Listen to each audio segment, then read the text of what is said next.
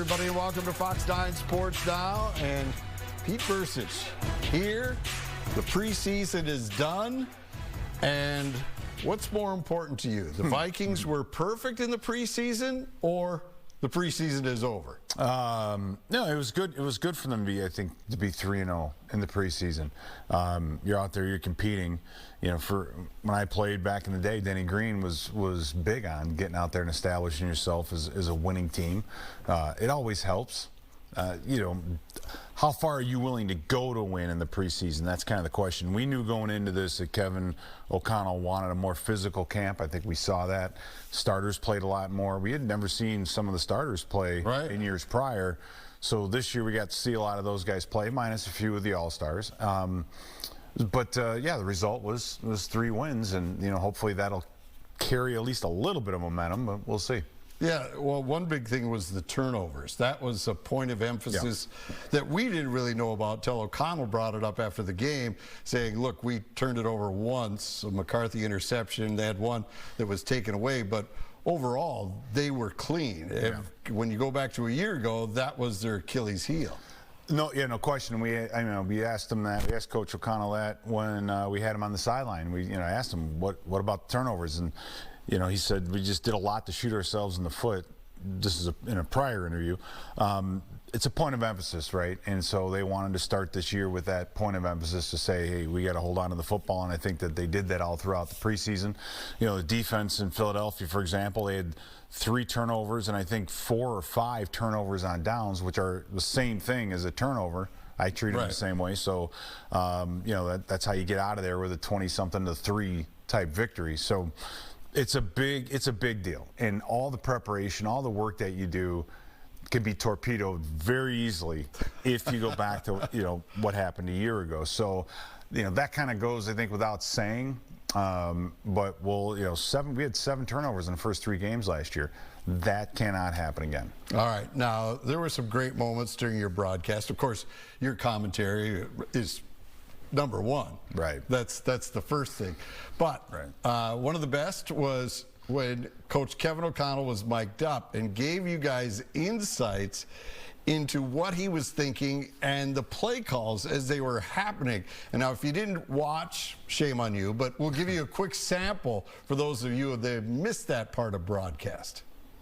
Hey, PA, check this out. Probably going to try a screen here to Debo. Get back on track down, see if we can execute. Got to block 57 will be the key. McBride, screen right. We not only blocked him, we probably held him a little bit, but they didn't call it. Oh, look at McBride. There we go. How about that? McBride toe-tapping the sidelines. Now, that was great. I mean, we've seen players mic'd up before, but never have I seen a head coach live during the game. How easy was it, you think, for the Vikings? I mean, they controlled the broadcast, to convince the head coach to do this. And then, 2, what did you learn from that interaction where you could listen to him as the game was going? I have to thank, the Viking staff for putting that together. Obviously, the technology is there now, but for John Ekstrom and the whole group over there, Brian Harper and, all those guys over there. Skip, and for allowing us to have not just the players, but also, the head coach on. It was a lot of fun because it brought me back from days when I was coaching, because there's so much that goes on the sideline, in between plays, the amount of communication that has to happen in between plays, the amount of communication that has to happen in between series.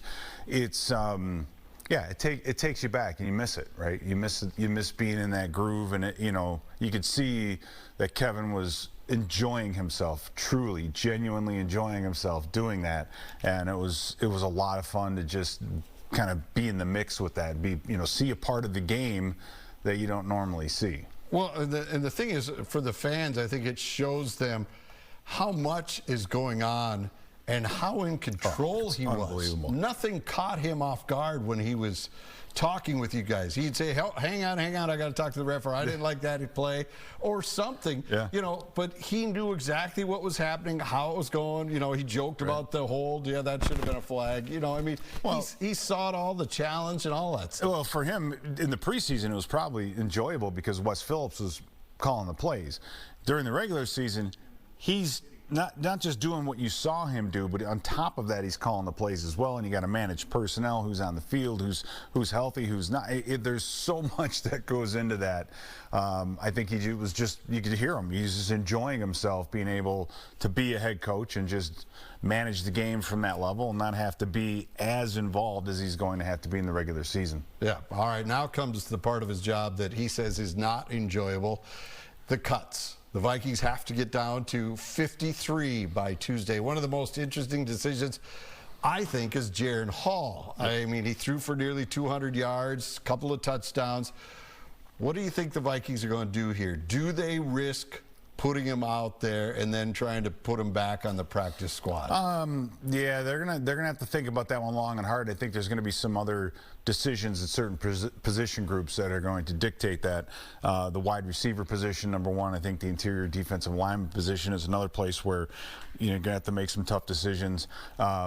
You know, you hate to see it because I think Jaren Hall's developed nicely. He executes the offense very well. If there's anything about Jaren you wish he would do is just take a chance every now and again. And we saw him do that a little bit against the man-to-man, you know, one-on-one coverage, just throwing the ball up there and guys coming down with it. So his progress is there. And as coaches, you look and you say, man, we've invested, you know, a whole season in him last year, got him ready to play, yeah, right? Then he got hurt, and then, you know, we drafted a new guy. He didn't take a step back. He's continuing, you know, the guy's continuing to progress. So it would be hard to put him out there and give other teams the opportunity to snatch him up, but they have to make him active. So that's the thing is if you pick a guy up, you know, you have to have him on your active roster. Yeah, it'll be interesting to see how they play it, because the insurance policy now, with McCarthy not available, you have 3 quarterbacks, and you're one hit away from going back to where we were a year ago, scouring the waiver wire, trying to find somebody to step in there, and right. We saw that with Mr. Dobbs rolling in here. Yeah, we did. You know, I think they know what they have in Nick Mullins, at least, right? They think Nick was around for long enough last year that they know what he can and can't do. So if for some reason Nick is now again made the starter, they know how to game plan for him. They know what they're going to have to do, so it's going to help there. All the wheeling and dealing is who's going to be the backup then. Right, because you got to think, we lost Jaren, we lost the backups, we lost the starters, we lost that. I mean, we lost everybody last year at that position. So when those things happen, there's going to be a scramble no matter what, and you really can't plan for that type of injury. You know, they have that many injuries at one position, the most key position on the entire team, but they have that many injuries at that position in 1 year. They handled it the way they did last year, and if that rash comes through again, they're going to have to probably do a lot of the same. All right, Louis Cine, the first ever pick by general manager Kwesi Adolfo-Mensa, has flashed a little in the preseason, but has he done enough to stick around for another season, or could his time be over with the Vikings? I think it's a very good question. He played very, very well in Cleveland, right? He was showing up all over the place. So the question is whether that was enough. And you know, I look at Louis Cine in his career, and whatever reason, when he got here from day one, he was kind of off. Something was wrong there, and he tried to work himself back on the field. He finally did. Then he suffers the leg injury, and for him to even come back from that is you know, unbelievable. So for him to just play this game again is a bit of a miracle. You know, the problem you have is, what are you going to do at the cornerback position? You got, you know, the safety position is pretty competitive too in that respect. So, you know, we'll see. It's going to be, those are the tough decisions that they're going to have to make. All right, and then there's the wide receiver group. You alluded to them already. They're loaded at the top, obviously, with Jefferson and Addison. Then it gets interesting. Naylor and Powell were here last year, but then you got some dark horses lurking. How do you see this shaking out for guys like Tristan Jackson? Well, I think Jalen Naylor's done enough to show that he can play. He's just got to make sure he can stay healthy. I think Tristan Jackson has shown that he can play the wide receiver position. I love to see what he did in the practices in Cleveland, what he's done in the games, the way he can get himself open in the routes. I think Tristan Jackson has done a fantastic job. The problem you have, though, is who's going to return punts. right? And who's going to do the blocking? So true. that's where Brandon Powell, I think, comes in, and that's where, I think Sherfield comes in as well. I think Sherfield is the best blocking wide receiver we have, and we've already talked about the commitment to the run. So how committed to the run are you going to be? Are you committed enough to keep a guy like Sherfield dressed and keep him out there and get him reps during the game so you can run the football, help run the football, because we do run out of 3 wides quite a bit. That's tough. But the good news is that so many of those guys just stepped up this year and that they played so well. And I think it's a tip of the cap to Keenum and Cardell, because it's not like we got a bunch of first-round draft picks in that room. I mean, we have a couple. There's a couple, and those guys are playing very, very well. These other guys, though, have really stepped up. I mean, and for the most part, was it Jalen Naylor? This is year 3. We're seeing him develop. Tristan Jackson's going into year 3. He's a young guy. He's really developing. So it's good to see the young talent stepping up. All right, we're going to take a break. We're going to come back, though, and talk about Sam Darnold. Obviously, it's his team now, but how does he take ownership? We'll get Pete's thoughts on what he would like to see happen in Week 1. Welcome back to Fox 9 Sports Now. Pete Bercich with us. The preseason is done. The Vikings now getting ready to start Week 1. Sam Darnold played 1 series in the preseason, and it was a good series, but he is now QB1. After J.J. McCarthy knocked out for the season, it's obviously his job.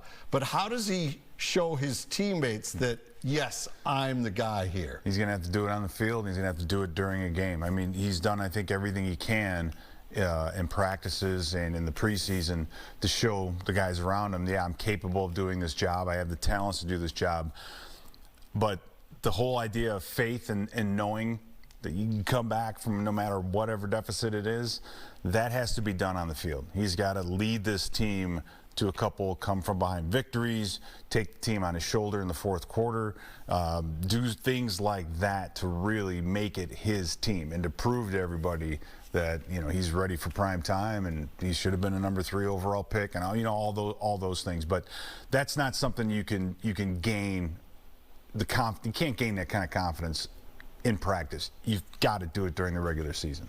Now, I don't know, this may be an unfair question for you because you probably haven't looked back at all his game tapes, the other 2 stops, but what kind of things do you think were roadblocks for him not to excel in Carolina and New York? Yeah, so for, that I don't know. I mean, there's a couple of things. I think completion percentage has been something that he needs to make sure he works on and gets that thing up as close to 70% as he can. I do know, watching film from years past, he's done a lot of really good things in the red zone. I've seen that here, like when we practiced against Cleveland. His ability to run a 2-minute offense, to do those things that you want a veteran quarterback to do. I think he can do all of those things. More athletic than you think, as far as being able to extend plays, get out of the pocket and make a decision. So he's going to have to make some of it up as he goes. But he's got Addison and Jefferson and those guys down the field. So Hockenson eventually. So we'll see what he can do with them. All right, the Vikings also showed something in the preseason we haven't seen much of from Kevin O'Connell since he's been here. The running game was back. They averaged over 100 yards per game in all 3 games. Is this a trend you think he wants to see continuing into the regular season? Yeah, I think, obviously, yeah, I think so, because it's going to open up the play-action game. We're a passing team, right? But if we can be effective in the run and be explosive in the run like we were a couple years ago, then I think that's a great thing.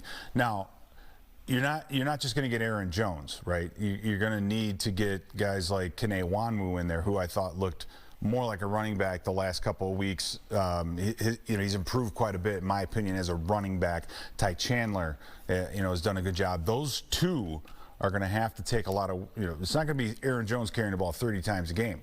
Right, he didn't do that last year. He had 12 to 15 a game. That was it. Right. Until they got to the playoffs. That's why he had such fresh legs going into the playoffs. So it's going to be a combo platter of all 3 of those guys at running back. Pass pro, something they're all going to have to work on, and we'll see. But yeah, I'm very much looking forward to seeing what kind of running game we have this year. All right. Peter, thank you so much. Appreciate it. We appreciate it. So great of him to come in. I mean, the guy worked a Saturday, and then he's here on a Sunday night. Amazing. A lot of people work on the weekends. Oh, really? Like you? Yeah. Right. Well, I guess I'm here too. Yeah. All right. Well, thank you. All right. Thank you. Let me thank you one more time. All right.